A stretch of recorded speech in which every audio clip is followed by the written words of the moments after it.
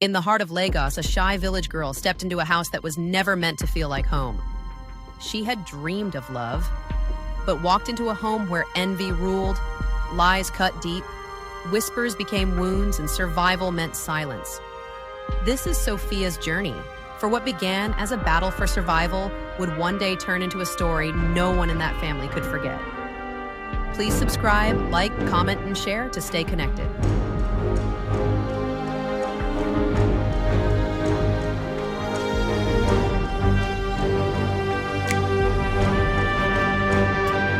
The evening sky over Lagos was calm, but in Lucy's heart, a storm brewed. Her father had just brought home Sophia, his late brother's daughter, to live with them. Lucy's mother had already poisoned her mind. "She'll take your father's love from you." Lucy remembered the only time they met years ago in Asaba. Sophia had been kind and eager to please, but her mother had told her to avoid village children and act superior. Now, misfortune had brought Sophia into her home, and Lucy could feel her father's love slipping away, at least in her mind. Sophia's first day in the house came with strict instructions from her aunt. Wake up at 5 a.m., sweep the house, scrub the parlor, and wash the dishes after every meal. Her uncle interrupted sharply, "She is my niece, not a maid." but his wife's glare said otherwise. That day, Sophia silently resolved to endure everything without complaint. Her uncle enrolled her in Lucy's school, even the same class. Lucy hated it. When the teacher introduced Sophia and called her Lucy's sister, Lucy blurted, "She's not my sister!" The rejection stung, but Sophia kept her head low. She owed her uncle good grades if that was the only way she could repay his kindness. Lucy was an average student, but leader of a clique. Lizzie, Linda, and Lucia, known as the Four Ladies. They flaunted money, bullied classmates, and cared little for studies.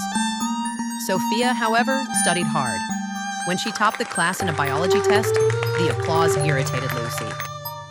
That night, her mother called Sophia into her room, twisted her ears, slapped her, and piled dirty clothes for her to wash, punishing her for doing better than Lucy. Despite all odds, Sophia emerged top of the class at the end of the term, while Lucy came 19th. Her mother was furious, accusing Sophia of cheating. With Lucy's help, she hatched a plan. Accused Sophia of stealing church money. A few moments later. In front of Lucy's father, Lucy lied. "I saw her put it under her skirt." Sophia denied it, tears streaming. Her uncle, though troubled, said nothing. For now. Days later, Sophia's report card mysteriously disappeared. Her aunt accused her of hiding it because she had failed. But her uncle had already met the head teacher. Sophia had all A's and the best result in school. Confronted, his wife stayed defiant, but he warned her. "Let me not hear any more nonsense from you.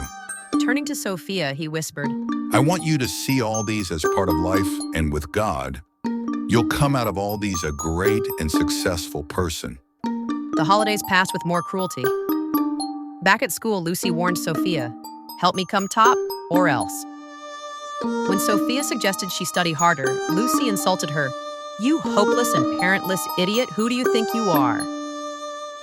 Days later, the Four Ladies cornered her behind the toilets, slapped, shoved, and beat her until her uniform tore and her lip bled. At home, her aunt laughed at her bruises. 3 years of silent suffering passed.